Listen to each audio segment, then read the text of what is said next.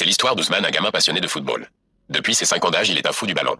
Mais malgré toute sa passion du foot, il n'avait pas un niveau exceptionnel. Il était sujet de moqueries dans son quartier, souvent minimisé. Mais malgré toutes ces vagues de critiques et de moqueries, il ne se décourage jamais, toujours vaillant et courageux. Ousmane n'abandonne pas malgré les refus de plusieurs clubs. Il travaille, travaille, et travaille, encore et encore. L'abandon ne traverse son esprit. Et les jours passent, les mois passent, Ousmane voit son physique métamorphosé. Avec une montagne de muscles et des jambes d'acier, une vivacité hors du commun et des capacités athlétiques surhumaines. Mais le problème en est qu'Ousmane n'est pas un Brésilien. Techniquement, il a du mal à jongler, à faire des passes et centres précis, on n'en parle même pas de ses tirs jamais cadrés. Forcé de constater qu'Ousmane ne mise que sur son physique comme atout dans sa palette footballistique. Un problème se pose ainsi, il se doit maintenant de tout faire pour améliorer sa palette technique. Et ainsi s'ensuit une grande ligne de travail pour Ousmane afin de bonifier sa technique.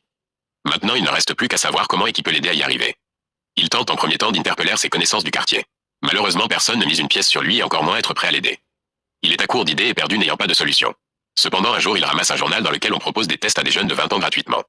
Et il est même mentionné de ce document que les capacités physiques priment. Ainsi, pour la première de sa vie, Ousmane voit une opportunité en or. Donc un seul obstacle se trouve désormais devant lui.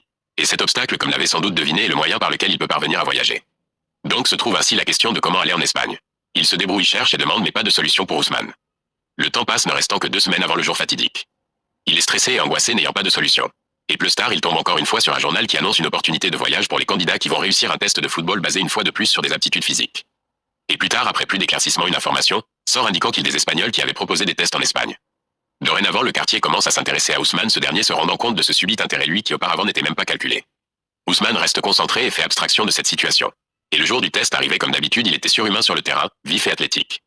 Sans surprise, il est retenu et se voit devenu joueur professionnel. Malgré toutes les moqueries, l'absence d'aide quand il en avait besoin. Bien sûr, les gens de son quartier retournèrent leur veste, faisant comme si Ousmane était soutenu dans le quartier. Mais à son habitude, Ousmane fait abstraction de cette hypocrisie et entame un nouveau chapitre de sa vie qui lui est destiné. Et voici la fin de cette belle histoire.